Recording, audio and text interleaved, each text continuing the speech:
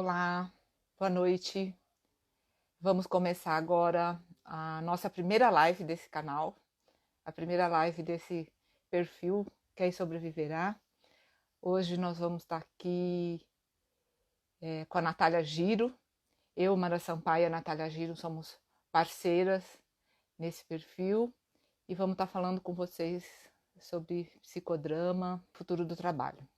Como é a nossa primeira experiência, é a nossa primeira experiência com live, nós duas juntas, e com esse canal, e vamos estar nos apresentando e apresentando o que a gente pensa sobre psicodrama e essa conexão com o futuro do trabalho. Vamos esperar a Natália entrar. A Alcides já entrou. Bem-vindo. E a gente vai iniciar esse canal, eu também fazer algumas lives com pessoas da nossa rede psicodramática. Maurício chegando também, querido, né? Muito legal estar aqui, ter você aqui. E logo, logo a Natália entra. Assim que ela entrar, beijo, beijo, beijo. Muito feliz em estar aqui com você, saudades. Assim que a Natália entrar, como eu estava falando, a gente começa, né, o nosso tema. Esse perfil, Quem Sobreviverá, a gente criou com o intuito de poder divulgar, né, os conceitos morenianos. A Natália está chegando e eu vou... Flávia entrou, Eliane entrou, e vamos ver se Natália entra novamente. Está entrando. Oi, Natália. Já estamos aqui com bastante pessoas. Bastante não, já com as pessoas são tão importantes, quem já entrou. Estou tão feliz da nossa primeira, assim, estão dizendo que é a nossa primeira live, que esse é um espaço onde a gente vai estar trocando ideias, com a nossa rede de psicodramatistas, principalmente, né, dos psicodramatistas que atuam, né, no setting, como a gente chama, setting socioeducacional. Portanto, atuam em empresas, escolas, comunidades, né, que fazem um trabalho de desenvolvimento e potencializam, né, o papel profissional das pessoas, né. Eu tô de óculos com um papel de estar olhando aqui os comentários, quem entra, quem sai, de vez em quando, Natália, eu vou te avisando, né, de quem está entrando, quem está participando aqui com a gente. A gente já está com o Alcides, com a Adriana, com o Maurício, que mandou um beijo, né, o Maurício Munhoz, a Flávia, já estão aqui. Mas aí a gente já podia começar, né, fazendo a nossa apresentação e falando um pouco desse espaço. Eu vou falar um pouquinho desse espaço, nosso intuito, né, que é, como eu já disse, que é divulgar e poder criar uma nova rede em cima dos principais conceitos do psicodrama, principalmente, né, dar alguns destaques para algumas conceitos e abordagens e ideias do Moreno, né, o Jacques Olivier Moreno, que criou, que foi o fundador do psicodrama, de alguns dos nossos autores contemporâneos importantes, mas principalmente fazer uma correlação, né, com esse mundo contemporâneo, né, com o mundo do trabalho, né, dos temas que são atuais, o que a nossa teoria, a nossa abordagem pode nos dar como um olhar diferenciado para as questões, né, das atitudes e das competências para o trabalho, e a partir disso agregar pessoas, né, que discutam, que tenham opinião, que tragam novas visões e novos olhares para esse mundo do trabalho. Mas vamos começar você falando um pouquinho de você, né, do seu histórico, por que o psicodrama, como é que é você psicodramatista, daí depois eu falo um pouquinho de mim. O psicodrama ele veio como uma oportunidade de compreender um pouco mais o que acontecia nas minhas aulas de teatro, né? Então, minha formação, como alguns aqui queridos já sabem, é na área de teatro. Então, eu tenho a formação de atriz e sou professora de teatro. E essa relação com o teatro me levou cada vez mais a perceber as exigências do trabalho em grupo, das relações interpessoais, mas também do potencial assim de cada um, né? De como cada um lidava com o autoconhecimento. E aí o psicodrama ele veio trazendo para mim assim, principalmente conceitos que eu praticava, mas que eu não tinha dimensão da fundamentação dos nomes, do estudo. Então, eu falo que o meu encontro com o Moreno foi um encontro assim que ele falou: olha, isso que você faz, ó, tem nome, né? Está no campo das relações grupais, está no campo, né, dos papéis, os papéis sociais, os papéis psicológicos, né? Está na constituição desse eu múltiplo. E aí eu fui cada vez mais levando assim esse estudo e essa prática não só para as aulas de teatro, mas também para as escolas, na formação de professores, de educadores e também no desenvolvimento de competências nas empresas, para os profissionais em geral. Isso acontece, né? Nós nos encontramos em vários papéis, né, Natália? Mas no papel de professora de formação de psicodrama, isso que você falou agora acontece com, acho que 80% dos nossos alunos e profissionais da área do socioeducacional, né? Quando começam a fazer o curso de psicodrama, falam assim: ah, mas isso eu já fazia, só não sabia o nome. Ah, mas isso eu já fazia. Olha, agora eu vou fazer com uma maior consistência, com uma maior profundidade, com uma leitura, né, das relações humanas ou dos temas que eu estou abordando, ou daquele comportamento que eu estou desenvolvendo com maior propriedade, né? A minha história com o psicodrama, ela não teve muito essa conexão, porque a minha formação, eu sou psicóloga e atuo na área social e organizacional. E, então, assim, quando eu fiz contato com o psicodrama, eu tinha uma atuação muito forte na área de social. Eu trabalhava como educadora de rua em São Paulo, e efetivamente, né, nos anos 90, nos anos 80, efetivamente, quando a situação era bastante peculiar, porque estávamos numa transição do modelo do que era o atendimento social, né? E como educador de rua, a gente não tinha muitas ferramentas e não tinha muito conhecimento, nem um repertório de como fazer um trabalho diferente do que vinha sendo até então.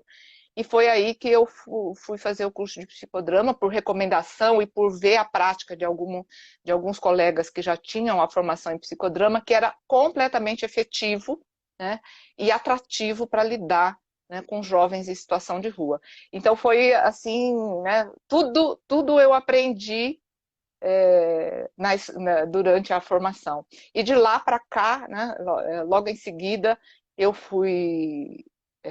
já comecei a dar aula de psicodrama, e uma coisa na minha formação, ou no minha história, que é muito interessante, é que na época que eu fiz, eu escolhi fazer abordagem socioeducacional, já naquele tempo. E eu tenho como formação a psicologia. Naquela época, e por muitos anos, eu fui uma das raras psicólogas que fizeram um socioeducacional, né? Esse ambiente que eu e você aqui estamos proporcionando no nosso, né, Quem Sobreviverá, nos nossos trabalhos, no nosso grupo de estudo, para mim, né, era sempre uma surpresa. Nossa, mas por que você já não faz o terapêutico? Como se fazer uma formação com um olhar psicoterápico, né, era mais completa do que com um olhar socioeducacional. E durante a formação eu fui descobrindo o quanto Moreno, né, ele é um autor de uma abordagem social, de uma abordagem sociológica, e essa pegada do teatro, que é a parte que você já conhece, que já tem, né, desenvolvida, já tinha desenvolvida no seu papel, ela foi uma descoberta maravilhosa, né? Esse olhar para o mundo externo, esse olhar para o saudável, esse olhar para as relações de forma interessante, né? Como é que você trabalha isso? Como é que você vê o Moreno, né, bebendo na fonte do teatro e trabalhando relações humanas, né? Como é que você que você Eu sou bebeu nessa fonte e fez essa conexão já com essa experiência do teatro que você tinha? A primeira surpresa boa, né, no encontro com o Moreno é que toda a teoria e metodologia que ele criou, ele se inspirou pelo teatro, né, mas aquele teatro que era nas brincadeiras, que ele observava as crianças, né? Então, quando a gente começa a ver a biografia do Moreno, a gente entra nesse momento onde ele começa a observar crianças brincando no jardim e percebe o potencial desse universo do como ser, do imaginário, que o ator transita tão bem, mas que as crianças, né, com esse mundo imaginário, elas também adotam isso como eu falo que é o tá inato, né? Então ela brinca, ela adora essa coisa de assumir um personagem, entrar nesse mundo da fantasia. Então, quando o Moreno ele encontra, né, esse valor e ele leva para uma abordagem que, no primeiro momento, é uma abordagem, né, terapêutica ou clínica, mas que depois ele transcende, depois ele percebe que aquilo vai muito além do que o ambiente na relação com o paciente, mas sim com as pessoas, né? Então, o poder, né, do psicodrama na atuação social. Então, isso para mim foi uma coisa assim, muito, muito boa e muito confortável, porque o teatro trabalha com isso, né? Se a gente pegar a origem do teatro, ele tem essa intenção de, por meio dessa linguagem artística, trabalhar a transformação social, né? Então, eu falei, poxa, né? É o teatro que eu amo e que eu tenho, né, como princípio, de atuar como um viés, né? Que ele é um viés terapêutico. O teatro ele tem esse viés, né? A partir do momento que ele assume a transformação.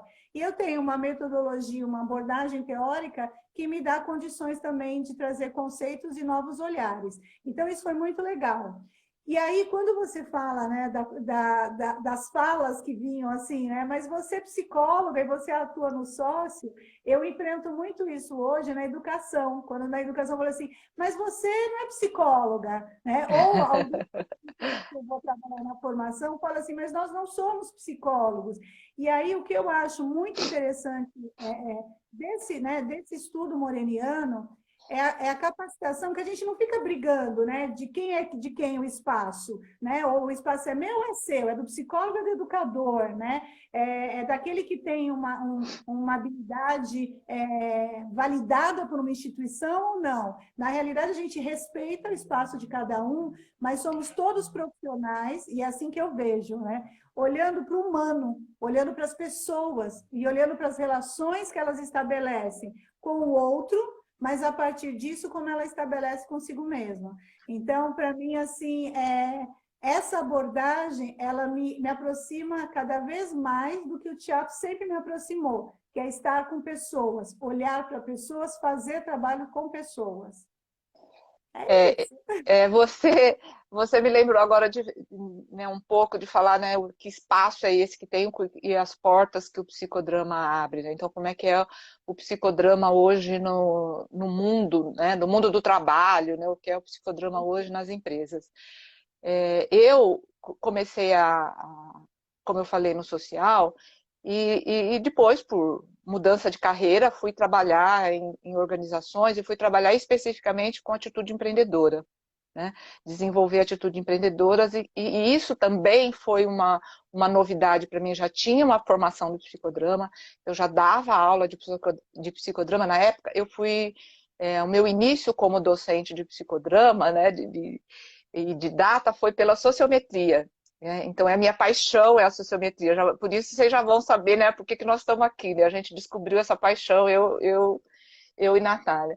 Minha paixão é a sociometria. Quem teve comigo em sala de aula, quem teve comigo em supervisão, sabe, né, como a sociometria eu considero importante. Então, eu tive uma forte fundamentação, eu tive referências, né, meus modelos, meu role-taking, que é quem foram os meus modelos de professor ou de psicodramatista, foram sempre pessoas da área organizacional.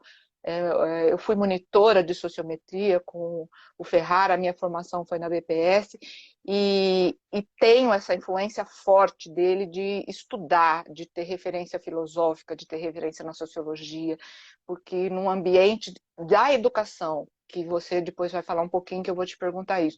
E no ambiente da empresa, nós temos pessoas que estudam e se atualizam muito, né? Que estão sempre buscando novas formas de estar podendo trabalhar e resolver os conflitos no ambiente de trabalho, né? No ambiente, no caso, organizacional. E o ambiente organizacional, as mudanças são muito aceleradas, né? Por isso esse nosso tema hoje, o que é o futuro do trabalho? O futuro do trabalho, ele não começa a ser identificado ou percebido agora com a pandemia. Já vinha, desde o final do século passado, essa discussão, né, no ambiente organizacional. As mudanças, né, rápida, numa velocidade exponencial, que a capacidade do ser humano de lidar com essa situação e de modificar o seu comportamento, a sua atitude, é muito mais lenta, né, do que a mudança de modelos, né, de produção, de modelos de trabalho. Então, esse gap entre o ser humano não conseguir atuar de uma forma inovadora, espontânea, criativa, naquilo que ele criou, que foram as empresas, né, traz de volta um trabalho, uma oportunidade muito grande para o psicodrama, né? Eu acho que o psicodrama, ele teve ciclos de ter sido muito importante na área social, muito importante na área psicoterápica, muito importante aqui no Brasil, no começo né, na década de 50, dentro das organizações de trabalho. Depois isso deu uma esfriada. Muito porque a gente não conseguia, como psicodramatistas, acompanhar as demandas e as necessidades das relações que eram importantes para o ambiente de trabalho, principalmente para que ela se tornasse saudável, principalmente para que se abordasse a qualidade de vida no ambiente de trabalho. Eu acho que agora, né, nesse século XXI, é um momento muito, muito, muito propício para esse retorno do psicodrama, principalmente com essa abordagem, né, no foco das relações, como você falou, principalmente no foco dessa capacidade, né, do homem ser mais espontâneo, mais criativo, para lidar com tantas mudanças, com tantas inovações. Falando um pouco do futuro do trabalho, né, o porquê que a gente falou isso, se tem algum espaço para o psicodramatista trabalhar e uma demanda extremamente urgente para as pessoas que estão, né, no mundo do trabalho, atuando, querendo entrar ou querendo se transformar, são com as competências socioemocionais. São com as que a gente chama no mundo do trabalho com as soft skills, né? Quais as competências, as habilidades comportamentais que eu preciso desenvolver ou priorizar, né, para atender essas mudanças aceleradas no mundo do trabalho. E essas mudanças, elas são tão no sentido positivo, de que melhora o ambiente de trabalho, melhora a condição, a qualidade relacional do homem com o trabalho, quanto também, né, num aspecto negativo que torna uma pressão maior, né, uma dificuldade de aceitar pessoas que têm um ritmo diferente, um ritmo mais lento de mudança, e eu acho que aí a gente entra nisso, né? Lidar com a atitude, né? O que é atitude? É mudança de modelo mental, né? Mudança do modelo mental para eu agir de uma forma nova, para eu agir diferente. Então, ter uma atitude criativa no ambiente de trabalho precisa, né, de um profissional que entenda, que facilite como é que eu desenvolvo essa nova forma de agir, essa nova forma de me comportar. Então, eu acho que na empresa, o que está sendo muito propício para um trabalho do psicodramatista é essa capacidade, que Moreno falava que nós temos uma metodologia que é rápida, que é ágil, né? que tem que focar no presente para poder atender as necessidades, os desejos e testar um futuro, né? É assim que os modelos empresariais vêm trabalhando hoje, né? Então existe uma sintonia entre a forma que Moreno propunha e que o psicodrama atua para lidar com as relações no ambiente de trabalho, com os empreendedores, fundadores e pensadores do negócio também atua. Então é um momento de convergência na organização. E como é que você vê nas escolas, Natália, que você está mais presente, né, na sua atuação atual, é mais presente nas escolas? Eu vejo que a necessidade é a mesma, porque quando a gente fala no campo profissional, a escola, nós estamos lidando, né, o ambiente são educadores, mas que, acima de tudo, são profissionais, estão ali, né, no desempenho do seu papel profissional. Quando a gente trabalha voltado para a criança, né? Opa, tô me ajeitando aqui na live, gente, minha primeira live, tá? Quando a gente pensa assim na criança ou no adolescente, que o professor está, né, voltado à formação dele, essa criança ou esse adolescente será um futuro profissional, atuante no mercado de trabalho. Então, o tempo todo, a necessidade de estar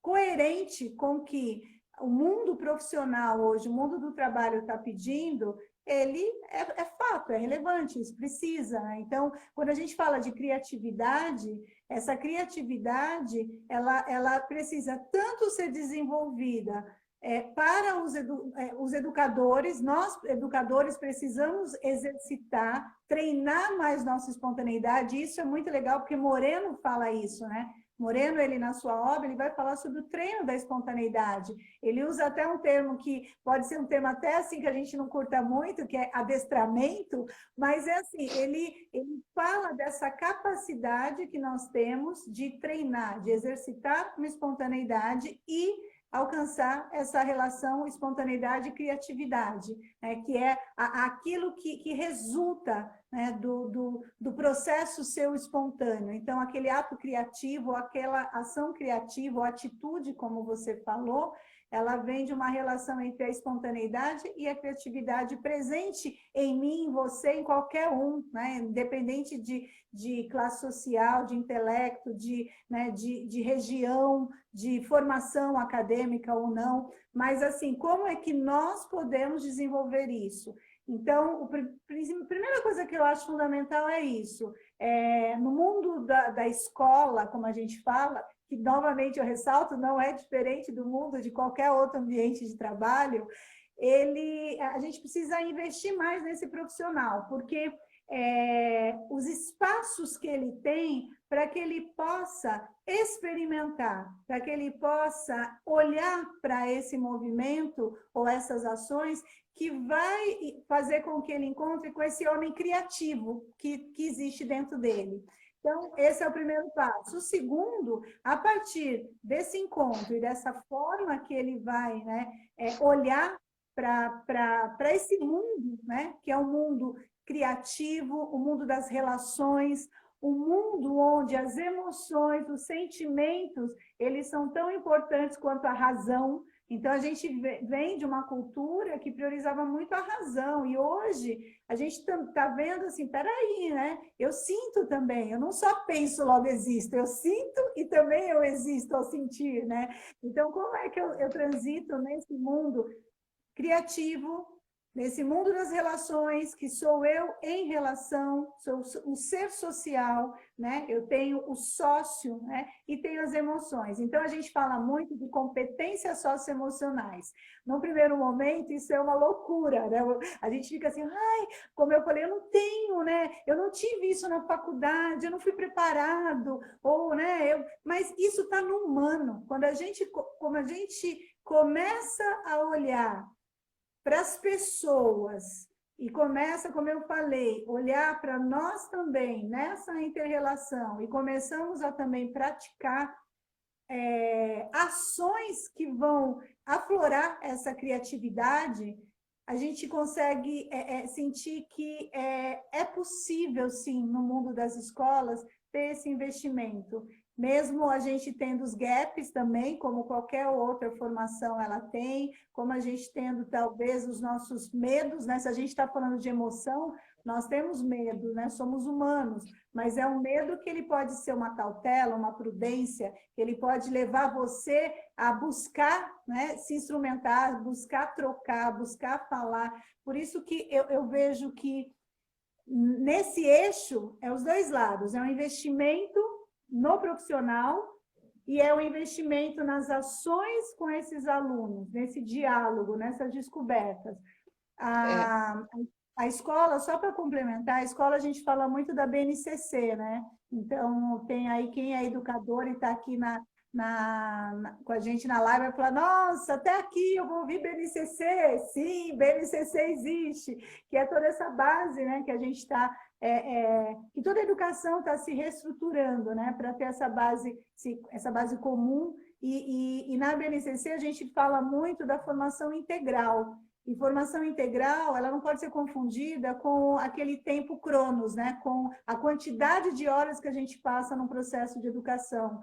Mas sim, eu falo que é o tempo Kairos, que você também, né, tem uma fala muito, de um trabalho muito lindo que você desenvolve, onde você fala de cronos e Kairos, né? Então, esse tempo que é a qualidade, é o tempo que eu passo, que eu invisto, que eu estou na relação, que eu promovo aquele aluno, ele ser um agente de ação, despertar a vontade dele, a curiosidade, despertar o interesse da experimentação, né? Mas de uma forma onde ele não é só, novamente, ele não só pensa, ele sente e ele também age. Então, a gente fala, né, o pensar, sentir e agir, ou uma estrutura biopsicossocial, né, uma coisa mais que aborde essas estruturas. E aí, Mara, só assim, para pegando um pouco isso, na questão do Moreno, né? Você falou do quem sobreviverá, você falou na realidade da sociometria, né? O livro, que é o livro que dá nome a este grupo, que dá nome aos nossos grupos de estudo, Quem Sobreviverá, ele é a obra genuína onde Moreno traz, né, todo o estudo da sociometria. E aí essa importância de a gente revisitar. Moreno, ele não traz aquilo como uma coisa totalmente pronta, mas ele fundamenta e nos convida a pensar além, né? E uma das coisas maravilhosas que eu encontrei, nós, né, encontramos nesse livro, é a parte quando ele, lá na década de 30, né, final da década de 30, ele coloca um pouco essa questão do homem e da tecnologia, que aí é minha grande paixão aí, nesse mundo que a gente está agora da pandemia. Isso, é. O Maurício está aqui falando que ele costuma falar que nós humanos somos o hardware desatualizado por tanto, por tanto software muito mais novo que surge exponencialmente no nosso ambiente produtivo. Né? Então ele está trazendo também aqui essa questão da tecnologia. Não dá para a gente falar né, do futuro do trabalho e do que é as relações de trabalho hoje, né, sem falar de tecnologia, né, sem falar dessa relação. E o Moreno já trazia isso, né, nas suas reflexões já desde o começo, quando ele lançou esse livro Quem Sobreviverá. É uma reflexão o tempo inteiro sobre isso, né? Falar das relações, sim, humano-humano, mas entender, né, que o mundo ele vai tendo a tecnologia e hoje, mais do que na época dele, né, nosso mundo é extremamente tecnológico, né? Não, e é uma descoberta para mim, pelo menos foi revisitar essa obra e ficar atenta a como ele coloca a tecnologia, ele usa o termo robô, né? E aí mas eu achei muito interessante que é aquelas coisas que são óbvias, mas que às vezes a gente não para pensar e quando para fala, uau, né? Olha como isso é importante a gente parar e pensar a questão do robô que ele coloca, ou da tecnologia, como tudo que é produto do homem para que venha a seu favor. Então, ele coloca o homem como aquele criador e que ele faz, né, a sua criação pensando nos benefícios que vai trazer para ele. Então, ele coloca, por exemplo, a faca, para ele, né, dentro dessa explanação que ele faz, a faca, então, o próprio automóvel. Então, assim, que tipos de tecnologia, que são tecnologias, vamos dizer, básicas, diárias, que nós temos, que cada um de nós temos aqui nas nossas casas, né? A caneta, né? Então, quando eu olho para isso daqui, né, para ele, a caneta veio para quê? Para facilitar o quê? Né? Então, a gente avançou para outras formas de registros, né? De facilitar, talvez, processos nossos de atenção, de memória. Aí a gente pode, né, cada um ter aí a fundamentação que queira para aquele objeto ou para aquela criação. mas ele traz muito uma coisa assim, o homem é o criador. E aí, assim, como que o homem pode criar algo que vá prejudicá-lo? Então, muitas vezes a gente escuta, principalmente agora, a própria a inteligência artificial, ela vem, né, cada vez mais, não é agora, como você falou, da pandemia. A gente está lidando com isso já faz tempo. Mas nesse tempo de pandemia, onde a gente ficou tão frente a frente essa, né, com esse mundo tecnológico, então não teve como fugir dele, a gente escuta alguns medos, né, nos grupos de trabalho, assim, mas a máquina vai me substituir, mas a máquina agora vai fazer o meu trabalho, né, mas assim, eu vou ter espaço nesse, né, nesse novo ambiente que está se mostrando, e aí essa sacada que o Moreno traz, assim, né, o homem, ele é o criador, então se ele teve essa capacidade criativa de produzir isso, como que ele não vai ter de fazer algo que ao invés, né, de fazer bem para ele, vai fazer mal? É isso que ele vai, essa, né, relação que ele vai ter, criação e criatura, numa coisa de confronto, de briga, né? Ou não? Né? E aí, Mara, tem uma coisa que, se você puder dar uma palhinha, que eu adoro, quando, né, você traz, então eu vou te provocar, né, aqui, eu posso, né? Eu posso como É nosso esse espaço. mas é uma coisa que eu acho legal, já que tem tantas pessoas queridas aí, né? Se a gente dividir sobre os três perfis que ele fala, né? De quem vai sobreviver, né? Eu gosto muito de te ouvir quando você fala sobre esses três perfis. Esse livro para mim, né, o Quem Sobreviverá, que é os fundamentos da sociometria, para mim é a minha Bíblia, né? Todo mundo tem a sua Bíblia no psicodrama, né? Tem os pretinhos, os livros são pelas cores, né? O meu a minha Bíblia é o Quem Sobreviverá. E o nome do livro ele é bastante instigante. Ele fala o tempo inteiro da sociometria, mas o último livro, o último capítulo que chama, né, Quem Sobreviverá, ele faz essa provocação, né? Como é que o homem será que o homem sobrevive ou a máquina vai tomar conta do mundo do trabalho, né, da nossa vida?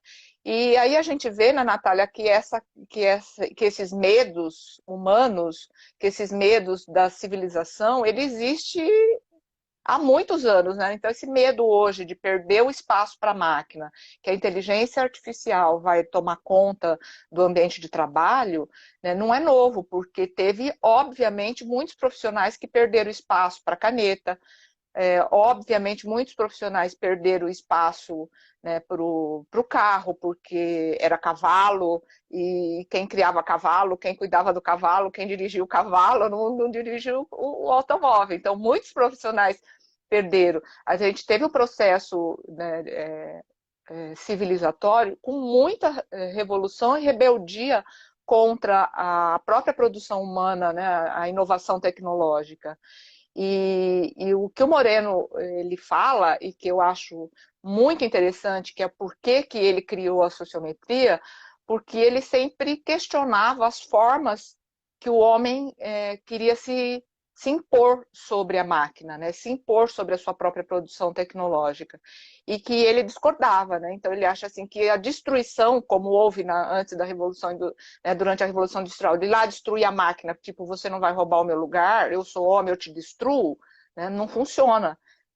Como não funcionou naquela época, não funciona hoje também, né? Então não adianta a gente ignorar que a inteligência artificial está aí, que o robô está aí, que ele vai sim assumir, né, muito mais postos de trabalho do que assumiu até hoje. Então, o trabalho do futuro, ou o futuro do trabalho, eu adoro também fazer essa brincadeira, né, com a ideia da expressão, terá sim uma maior quantidade de tecnologia e autonomia. As máquinas terão autonomia, terão, né, o que a gente chama dos robôs com inteligência artificial, do que no passado. Então, muito mais do que a gente considera trabalho e função de atividade, de transformação da realidade, será feita assim pelas máquinas e pelos robôs. E não adianta destruir, então tem que aprender a conviver. E outra forma que ele acha que também não adianta são as revoluções né, sociológicas, revoluções sociais, você romper com o modelo de estrutura de inovação que foi feito até agora, socioeconômico, né? Ele também se posiciona nesse livro contra, ele acha que não é por aí que a gente vai superar e viver melhor, né, mudando a estrutura socioeconômica. E ele propõe o que ele chama de revolução criadora, que é isso, né, que é esse homem criador. Essa revolução criadora que ele fala são as revoluções, é uma revolução, uma micro-revolução, é uma abordagem micro-sociológica, onde você vai ter que mudar o seu modelo mental sobre o que é o trabalho, sobre o que é o mundo de trabalho, sobre o que é conviver nesse mundo onde as máquinas, o robô e a inteligência artificial, a internet das coisas e tudo que a gente vê hoje, passa a atuar sem competir ou sem se subordinar ou sem destruir, né? Mas assumindo, né, esse papel de criador e ter uma relação harmoniosa e ocupar esse espaço de criar novos espaços, criar novos produtos, criar novos criar novo estilo de vida, né? E para isso tem que ser espontâneo, aquilo que você falou no começo, treinar a espontaneidade. O que também a gente não pode é transformar a criatividade em conserva cultural, que é outro conceito moreniano, né? Então, o que eu estou querendo dizer com isso? Quando a gente diz assim, nós somos criativos, e fica nesse pé que nós somos criativos e não interage, e não fica aberto, né, ao que vem da própria criação do ser humano, a gente cristaliza, e cristalizar é virar o lado negativo da conserva, né? Então, a gente descobriu, juntas inclusive, né, que o exercício da espontaneidade, genuinamente, e estando atento a essa evolução, né, desse futuro, né, que já está batendo na nossa porta e que bateu em portas de outras gerações, né, você precisa receber de forma harmoniosa e aprender. Então, quando o Maurício fala, né, que existe novo software que vem aí e nós somos um Harvard desatualizado, como é que a gente rompe com essa ideia de que nós somos algo dado, construído do jeito que é, né? O que é o ser humano hoje? O ser humano hoje é esse que vai ter que ter essa capacidade de ser tão ágil e de ter tão espontâneo e de criar uma nova forma de lidar com o futuro, de viver com o futuro, que talvez não seja esse trabalho que existe hoje, né? Esse trabalho que a gente, em tese, está perdendo ou sendo substituído pela tecnologia, pode, num futuro próximo, nem ser considerado coisa humana mais. Como a gente hoje não considera funções que eram do século passado coisa do ser humano para fazer, né? E que aceitamos as máquinas que funcionam tão melhor e mais rápido do que a gente, né? Outro dia a gente estava conversando sobre isso. Disputar rapidez, né, com a tecnologia é uma bobagem do ser humano. Se a gente construiu e criou produtos e criou tecnologia para ser mais rápido do que a gente já sabia que não ia ser rápido. Então não vamos competir na rapidez, né? Mas vamos competir, né, no criar o novo, né, no que o Morena chama de respostas novas. Tá sempre atento às respostas novas. Esse homem criador que o Moreno diz que vai sobreviver, ele compara que sobreviverá melhor o homem criador do que o homem adaptável, com a definição do Darwin. Aí estou chegando no que você queria que eu falasse, né? Ele fala, quem sobrevive, o homem mais forte, o homem mais adaptável ou o homem criador, né? Que é o conceito que ele traz de homem criador. No começo da civilização, ou até hoje ainda, existem alguns momentos que quem sobrevive é o homem mais forte, aquele que responde pela sua força, né, pela sobrevivência, na sua defesa de sobreviver, ele impõe e destrói, né? E que Moreno considera que isso já era ultrapassado e que nós consideramos também hoje, mais do que nunca, consideramos que não é a força que é o melhor que o ser humano tem, esse homem forte. O homem adaptável do Darwin, que é esse que convive e que vai se adaptando ao contexto da evolução do mundo, do planeta, da humanidade, ele é importantíssimo e, de uma certa forma, essa referência, né, biológica, ela é importante. Moreno quer avançar nisso quando ele fala de homem criador. Ele não basta, ele acha que não dá apenas para nos adaptar, porque se a gente for adaptar, de fato, sim, nós estaremos, né, à mercê da tecnologia. Né? Que então não adianta nos adaptarmos, mas que a gente tem que dar um salto evolutivo, né? É essa a provocação. E aí ele considerava que a gente no século XXI já estaríamos fazendo isso com uma capacidade muito maior, né? Esse salto evolutivo de o homem criador, aquele que está sendo treinado para estar sempre criando, para estar sempre evoluindo, para estar sempre, né, dominando no sentido de ser mais inteligente, no sentido de trazer respostas mais inovadoras, né, para o modo de vida, para o seu estilo de vida, do que o homem tem. Então, não é adaptar, é transformar, tanto a si mesmo, né, quanto o ambiente quando ele está.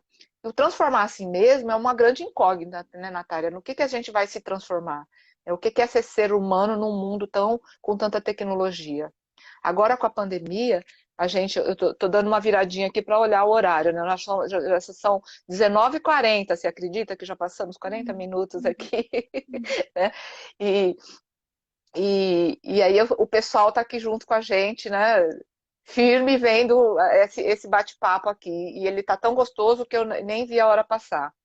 Mas o que eu queria complementar, assim, que neste momento, onde que a gente está com a pandemia, e a pandemia, a única coisa que ela faz é acelerar essa demanda de que nós precisamos sim mudar a nossa atitude, que nós precisamos sim nos transformar e transformar o mundo que está aí. Né? E muitas das coisas que nos mostrou que a gente estava muito acomodado nas nossas conservas, né, foi a própria tecnologia. Com a pandemia, a gente foi ver que o mundo já estava tecnológico, já estava muito mais desenvolvido do que a gente estava usando. Né? Uma, E esse pulo que a gente teve que dar para correr atrás de usar o que já estava aí dado, o que já estava construído, é o que é o homem adaptável. Então, neste momento, nós estamos nos adaptando ao mundo que já está construído, que já está avançado na tecnologia e que muitas vezes a gente não conhece. Né? Então, assim, mas as máquinas vão, por exemplo, na nossa área, outro dia a gente teve essa discussão. Mas uma máquina vai fazer a seleção melhor do que um selecionador, do que quem fez psicologia, quem fez psicodrama, quem fez especialização, quem conhece os testes todos de perfil psicológico? Vai, porque ela vai fazer mais rápido, porque todo esse conhecimento existente do passado pode ser transferido. O homem já transferiu isso para a inteligência. O que nós temos que fazer é o que nós, profissionais das relações humanas, vamos estar fazendo de mais nobre, de mais importante para que o profissional seja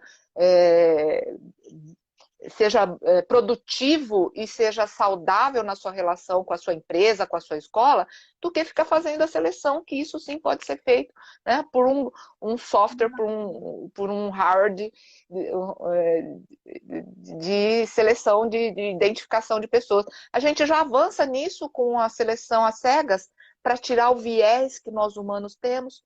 Né? Então vamos nos desapegar do que a gente considera como inteligência, como capacidade, como bom desempenho, como competência, e vamos criar outras competências. Né? Vamos nos transformar para poder transformar esse ambiente de trabalho, de aprendizado e de vida, que a gente está aprendendo agora que pode ser uma coisa só, né? Estamos em casa, trabalhando e aprendendo. Né? Esse é um momento que nós estamos fazendo as três coisas ao mesmo tempo, aqui e agora, né? E como é que a gente transforma, né, esse pacto civilizatório para que seja melhor para quem vai trabalhar. É claro que muitas profissões vão inexistir, é claro que muitos postos de trabalho estão sendo eliminados, e é claro que tem muita gente precisando ser preparada para fazer coisas mais interessantes, né? Coisas mais criativas, coisas mais prazerosas, coisa que brilha o olho, como o nosso trabalho, né? O nosso trabalho brilha o olho. Por que a maior parte dos seres humanos não podem descobrir uma forma de viver e de trabalhar que brilhe o olho também como a gente? Mas você ia falar e eu não deixei. Diga.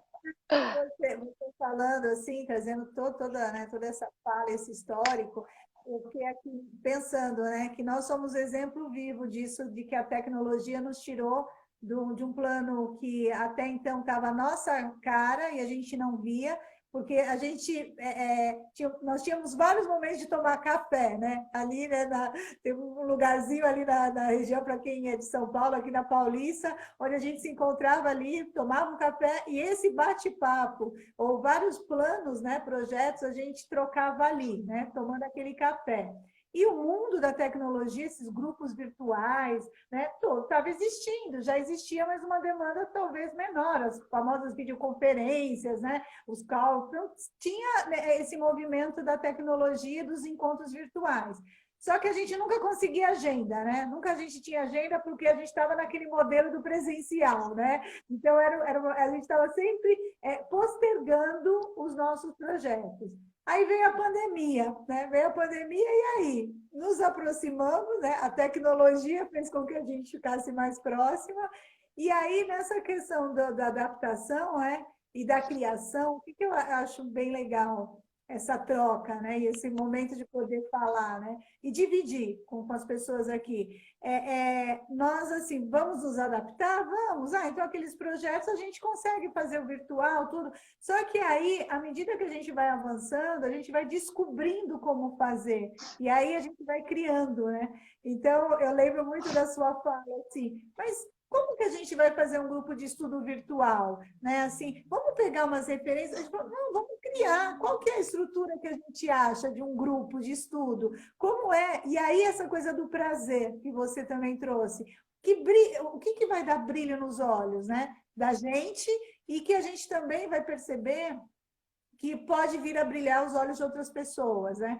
Então, eu vejo muito nessa sua fala e nessa nossa relação, essa fase que o Moreno, né, ele traz dessa sobrevivência do homem criador, do homem criativo mais forte, não é só o mais adaptável, mas é aquele que consegue evoluir, né? Consegue passar por esse caminho e abre portas para isso, né?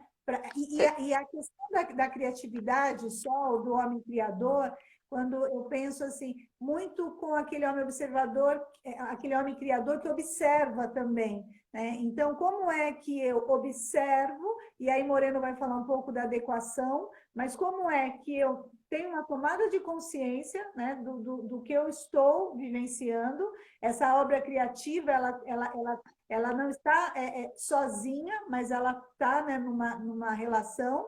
E como que eu consigo fazer com que aquilo faça sentido, né? Faça sentido não só para mim, mas faça sentido para um coletivo, né? E aí eu acho que Moreno ele traz essa preocupação, né, com o homem, esse ser no mundo, né?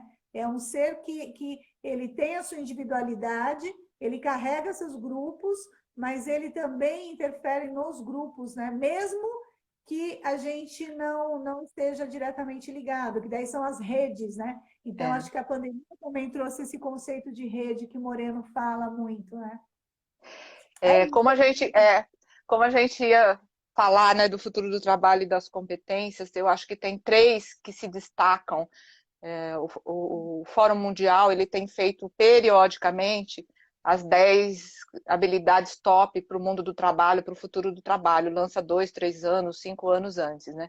E eu acho que tem 3 delas que tem muito a ver com o nosso psicodramatista. Primeiro é a criatividade, ela está sempre no topo de qualquer habilidade que você precisa para o futuro do trabalho, que é a nossa essência conceitual, né? Segundo, as relações, né, relações interpessoais, a capacidade das pessoas de saberem conviver com pessoas diferentes, com pessoas novas, com pessoas do mundo inteiro, e que isso a gente está vendo, principalmente agora nas redes sociais, o quanto é difícil as pessoas saberem, né, se relacionar, que também é base da nossa metodologia psicodramática, trabalhar as relações. E terceiro, a inteligência emocional, que essas três, de uma certa forma ligadas, essas três são bases, né, da metodologia e da referência teórica do psicodrama. Então, eu acho que existe um espaço muito grande para o psicodramatista, se o psicodramatista também usar a sua própria metodologia, a sua própria referência, para entender que o mundo que a gente vive não é o mundo real, né? O Maurício, de novo, colocou aqui que que o Brasil está numa corrida atrasado na corrida do futuro do ambiente do trabalho, e eu concordo com isso. Eu acho assim que se a gente for ver o que já é nos países mais desenvolvidos, no ambiente de trabalhos mais saudáveis que os nossos, né, que envolve o desenvolvimento de relações mais equitativas, mais respeitosas, como também a aceitação de que a tecnologia ela melhora, amplia e modifica, principalmente modifica o ambiente de trabalho, né? O que já existe no mundo lá fora, a gente da área de empreendedorismo costuma falar que para o Brasil o Japão já é futuro, porque a tecnologia lá é tão avançada, ela está tanto no dia a dia, no cotidiano das vidas das pessoas, em alguns países mais evoluídos, que a gente nem acha que existe ainda e a coisa já está correndo lá. Outro dia, já no nosso grupo, as pessoas estavam falando, né, de que o sonho do consumo atual é aquele aspirador de pó robozinho que anda sozinho na casa, né? E isso já é comum em lares, né, em outros países, que tem geladeira que faz a lista do que falta dentro e te avisa. Né? A gente estava falando de que poucas pessoas têm acesso, né, a Alexia, que é o mordomo do futuro, né, que cuida da sua casa, que interage com você. Então, todas essas questões da tecnologia na vida cotidiana, como no ambiente do trabalho, nós precisamos, né, correr atrás no sentido de pular esse gap que eu falei no começo e que a nossa metodologia, mesmo ela sendo criada para o início do século passado, ela tem uma capacidade de transposição e de ressignificado nas relações humanas, e até porque o homem continua sendo mesmo, né, a sua mesma estrutura biopsicológica. Então, eu vou te passar uma perguntinha agora para a gente terminar, porque já estamos no nosso finalzinho, mas eu vou falar antes, né? Romper com as nossas conservas, porque assim a gente pode também sobreviver como um profissional do futuro. Né? Que profissional das relações humanas, que profissional no ambiente socioeducacional, escolas, empresas, espaços de saúde, né, vai sobreviver.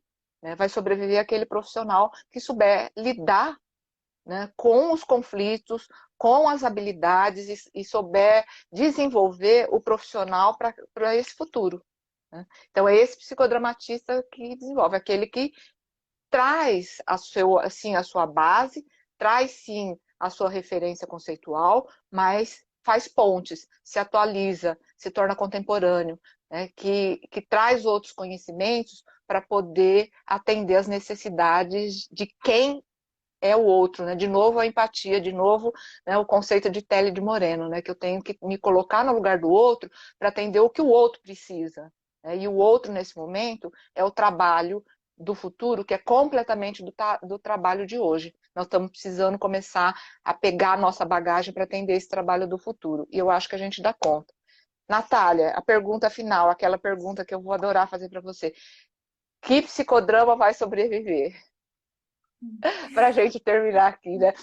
Que homem vai sobreviver? Moreno respondeu, né? Agora nós temos que responder, né? Qual o psicodrama que vai sobreviver?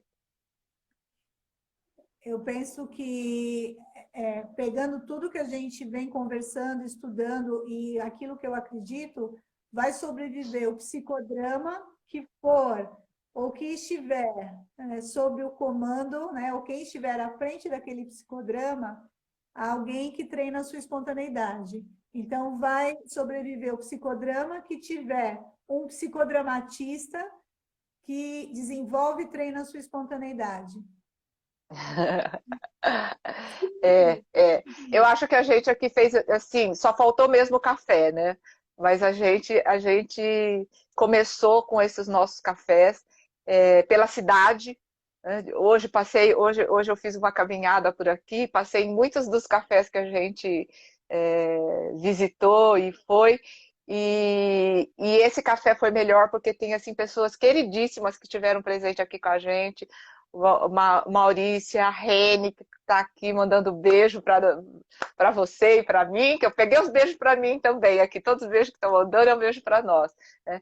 E que a gente possa, né, no futuro também sentir o cheirinho do café, sentir o gostinho do café, enquanto a gente está falando no virtual. A gente vai avançar e vai aprender a lidar com isso. Natália, e para quem está aqui com a gente, para quem está nos ouvindo e para quem vai nos ver depois, né, que essa live vai ficar por aqui, a gente tem o grupo de estudo e a gente queria convidar os psicodramatistas que estão nos vendo aqui. Rô, um beijo, eu vi que você estava aí. A Rosângela Zarza que fez, Natália, que como você também não é psicóloga e passou pelo mesmo que você passou, né? E a gente poder trocar, né? Vem conversar com a gente quer que esse espaço seja visitado pelos jovens psicodramatistas, pelos novos psicodramatistas, pelos diferentes psicodramatistas e que possam discutir com a gente, conversar com a gente sobre o futuro do trabalho e o que a gente pode fazer. Obrigada por estar aqui, um beijo imenso. Né? Também mandar um beijão para todo um beijo para a mundo. Adri, o grupo todo está aqui, um beijo para todo mundo.